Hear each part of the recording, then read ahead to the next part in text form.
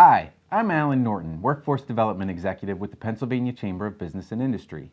Career and technical education schools play a vital role in our state's economy, and career and technical education programs work because they are industry-led.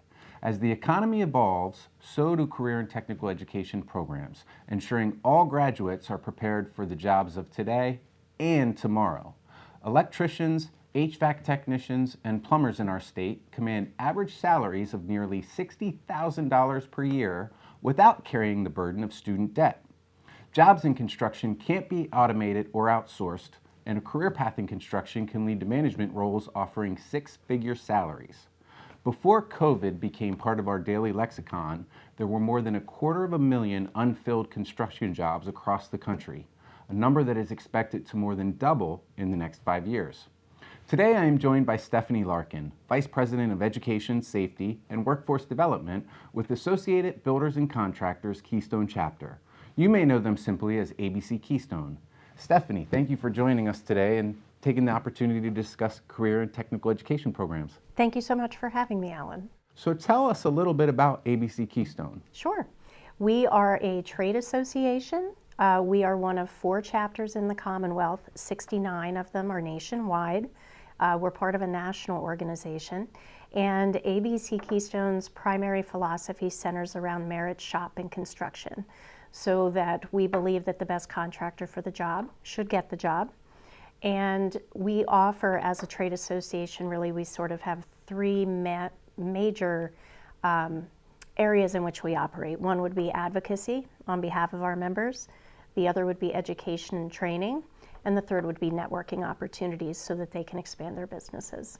We're located in Manheim, and we cover 11 counties. And in that 11 county area, there's a lot of construction work, isn't there? Yeah, lots and lots of construction work, you name it. My members are primarily in the commercial side of the marketplace, the occasional industrial. We're talking institutes of higher education, hospital construction, logistics, construction of those sorts of facilities, retail establishments, multi-story apartment buildings, yeah, so the big stuff. Why, for this type of role and the types of roles your member organizations are hiring for, why should parents and students think about a career and technical education program? I think it's well documented and well known, hopefully, that not all of us learn the same. And a traditional education model is really going to revolve around you listening and reading. A CTE model is really beneficial in the sense that it combines your theory or your academics with hands-on learning and employability skills. So we know that folks who hear and see and do retain so much more knowledge. So that's one reason. The other is there might be a financial incentive for the family to consider that, as you mentioned in your introduction.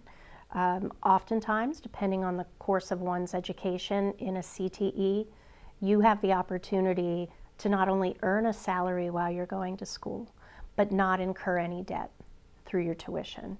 And then finally, I would say you really should consider them because they produce highly skilled employees.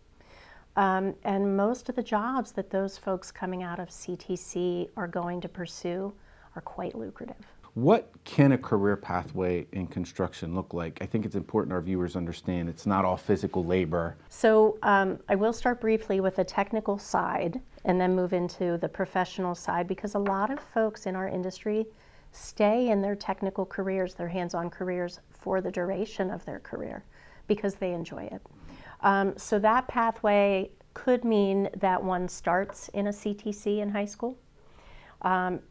It could mean that they then transfer into a Thaddeus Stevens or a registered apprenticeship program, and from there are employed and working in the industry on the way to becoming a journey person through a registered apprenticeship program. So a journey person is really sort of that skilled person in that particular trade.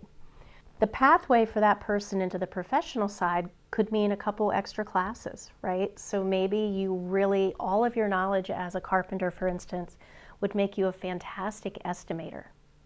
So you take some more education, add to your skill set, and move into the office. For folks who don't want to go that roundabout route, maybe they know they want to be in project management. They can go directly into a typical traditional four-year college. Millersville, for instance, has construction management programming, and they can go directly that way. It really is a personal decision, but the opportunities are endless. When you talk to your member organizations, your construction companies who've hired students from secondary or post-secondary career and tech ed schools, what are some of the things you hear them say about these students and these graduates? Yeah, I'm absolutely glad to address that, because I do have members who will start working in high schools, they will get to know students through the CTC or a Stevens, and they will literally pluck them out of their graduating classes and bring them in right away. So by and large, the feedback is that when you have a student who's come out of career and technical education, you have a prepared student in terms of work ethic, safety, and skill level. And so really that's mostly what my companies need. They will train you the rest of the way, as we just discussed, but that's what we're finding. If you're an employer, the added benefit of pulling someone out of career and technical education is that a lot of us in that space have articulation agreements with each other. So for instance, a career and technical graduate can come into my program and get credit, depending on which program they were in, for a full year of their education. If I'm the hiring employer, that person's just saved me a year of tuition. So there are benefits that way for the employer as well. And you're getting very young talent that you can develop within your culture and your work ethic. I still hear that stigma associated with what a CTE school is and looks like. What would you say to a parent or a student who kind of still has that stigma in their mind? Students who choose for the wrong reason, we know that 50% of them drop out, and they still have the debt. So I would encourage parents and students to educate themselves on the opportunities for post-secondary education that are not in the traditional model. That's number one. I would tell you that these are highly skilled STEM jobs. And while people do not always view construction jobs as STEM jobs, the amount of math and technology that goes into construction at this point is really, it's quite phenomenal. Aside from that, they're very lucrative careers. These are family sustaining is a word we use often, but not only are they family sustaining, I would call them family elevating jobs.